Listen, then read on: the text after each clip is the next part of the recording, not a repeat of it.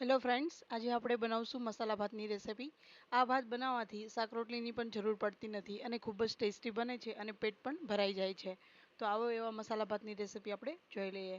મસાલા ભાત બનાવવા માટે આપણે પહેલાં ગેસ ઉપર કુકર મૂકી દીધું છે। એમાં મેં 2 થી 3 ચમચી જેટલું તેલ ઉમેર્યું છે। તેલ ગરમ થાય એટલે આપણે એમાં 1 ચમચી જેટલી રાઈ ઉમેરી દેવાની છે। રાઈ આપણી ફૂટવા લાગે ને એટલે આપણે એમાં જીરું ઉમેરવાનું છે। મેં 1.5 ચમચી જેટલું જીરું ઉમેર્યું છે। જીરુંનું પ્રમાણ થોડું વધારે રાખવાનું છે। રાઈ ને જીરું આપણું બરોબર શેકાઈ જાય એટલે મેં એમાં લવિંગ અને તીખા અને 1 બાદિયા ઉમેરી દીધા છે। 1 લાલ મરચું અને થોડા મીઠી લીમડીના પાન ઉમેરી દીધા છે। હવે મેં 8 થી 10 કળી આખું લસણ ઉમેર્યું છે। આ બધું બરોબર શેકાય એટલે હું અહીંયા ડુંગળી ઉમેરી દઈશ। મેં 2 મીડિયમ સાઇઝની ડુંગળી કટ કરીને રાખી હતી એ ડુંગળી ઉમેરી દઉં છું। ડુંગળીને બરોબર તેલમાં આપણે મિક્સ કરી લઈશું। આ રીતના એકાદ મિનિટ માટે આપણે ડુંગળીને તેલમાં શેકી લેવાની છે। હવે મેં અહીંયા 2 થી 3 બટાકા ઉમેર્યા છે। એને મેં આ રીતના ઝીણા કટ કરીને લઈ લીધા છે। બટાકાનું પ્રમાણ થોડું વધારે રાખવાનું છે જેથી આપણે ભાત ખાવાની મજા આવે અને બટાકા વધારે હશે તો ભાતનો ટેસ્ટ સરસ પણ આવશે અને ખાવાની મજા પણ આવશે। બટાકાને આપણે આ રીતના મિક્સ કરી દીધી છે। હવે મેં અહીંયા 2 મીડિયમ સાઇઝના ટમેટા અને 3 મીડિયમ સાઇઝના મરચાં કટ કરીને રાખ્યા છે એ બધું અહીંયા એડ કરી દઈશ। આ બધા મસાલાને આપણે તેલમાં બરોબર શેકી લઈશું। આ રીતના આપણે એકાદ મિનિટ માટે મિક્સ કરી અને ઢાંકણ ઢાંકીને એને 2 મિનિટ માટે આપણે મીડિયમ ગેસ ઉપર ચડવા દેવાનું છે। 2 મિનિટ જેવું થઈ ગયું છે। હવે આપણે જોઈ લઈએ બધા મસાલા છે તે આપણા બરોબર વેજીટેબલ છે તે તેલમાં શેકાઈ ગયા છે। હવે આપણે આને આ રીતના મિક્સ કરી લઈએ। હવે આપણે એમાં 1 ચમચી જેટલું મીઠું ઉમેરીશું। 3 ચમચી જેટલું લાલ મરચું પાવડર ઉમેરીશું। આ ભાત છે ને તે ખાવામાં તીખા સારા લાગતા હોય છે એટલા માટે હું 3 ચમચી જેટલું લાલ મરચું પાવડર ઉમેરું છું અને મેં 2 થી 3 લીલા મરચાં ઉમેર્યા છે। જો તમને તીખું ઓછું પસંદ હોય તો તમે થોડું મરચું છે તે સ્કીપ કરી શકો છો। 1.5 ચમચી જેવું ધાણા જીરું પાવડર અને 1.5 ચમચી જેટલી હળદર ઉમેરી છે। હવે આ બધા મસાલાને હું બરોબર મિક્સ કરી લઈશ।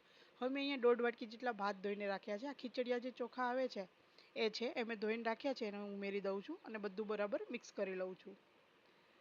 આ રીતના મસાલા સાથે ભાતને બરાબર મિક્સ કરી લેવા। હવે આપણે આમાં પાણી ઉમેરીશું।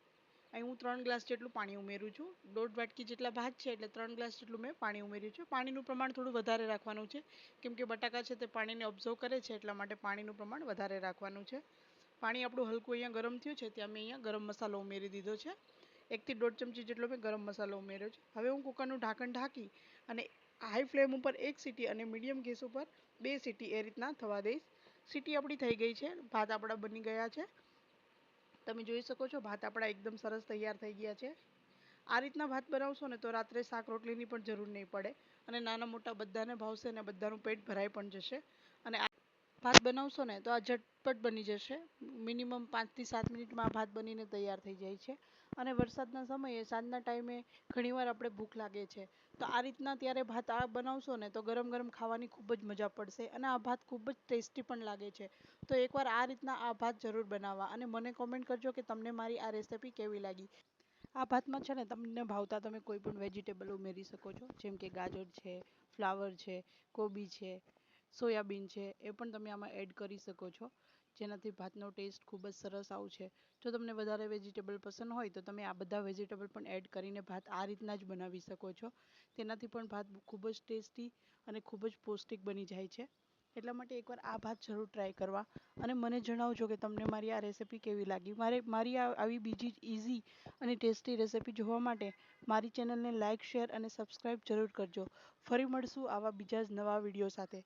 ત્યાં સુધી આવજો।